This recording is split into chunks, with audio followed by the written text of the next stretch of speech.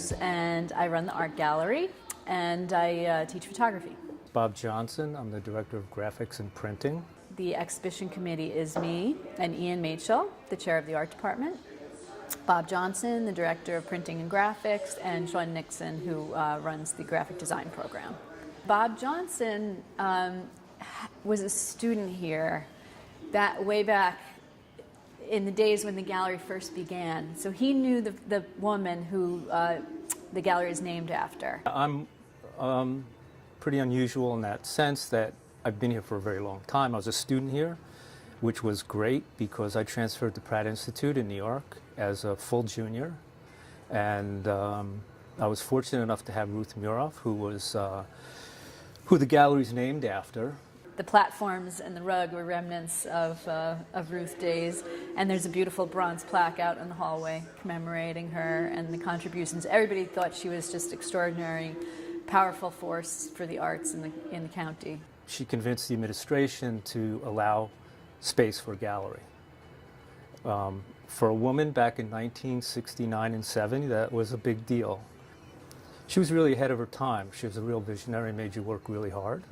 She felt if you wanted to be a really successful artist, you needed to be able to do and know about everything pretty much. Architecture, ceramics, furniture design,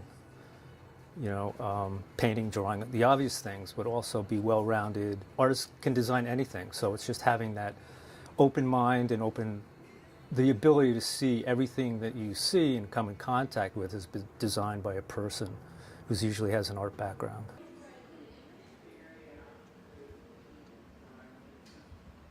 So we have two really big events a year. In the fall, we have a visiting artist event, which is the exhibition on view now. And that begins with a slide lecture that's open to the public in the College Lounge, followed by a big opening reception. And then that artist does a number of workshops with students, either in the gallery or in their classrooms based on the exhibit in the show. And usually in the spring we have another really big event, which is the juried show, which draws artists from all over the community to submit work based on a theme that we decide, and then we choose a juror.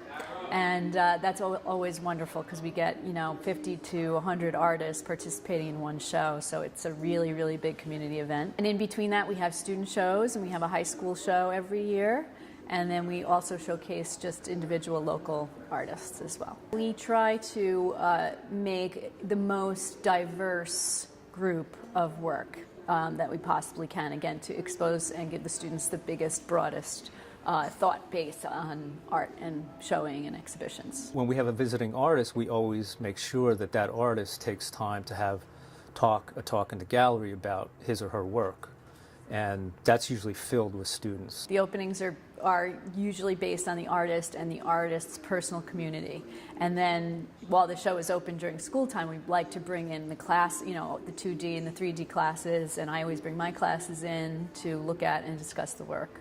So we bring as many students in here in a formal way through class time, but then of course there's a lot of hallway traffic that comes in as well. We're really blessed in this area to have some really world-renowned sculptors and painters. Martin Perrier, who's a sculptor, was a visiting artist.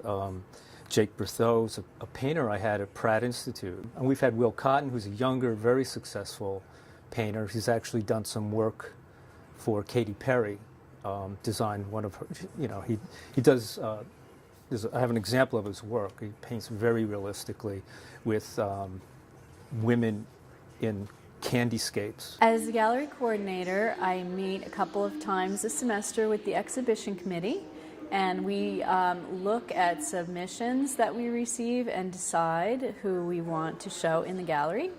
And we really look for a variety of things because our mission here is to expose the students and provide teaching experiences for the students through what we have on exhibit here in the gallery. It's really diverse. And we pride ourselves on that. We want to show as much depth and breadth as possible.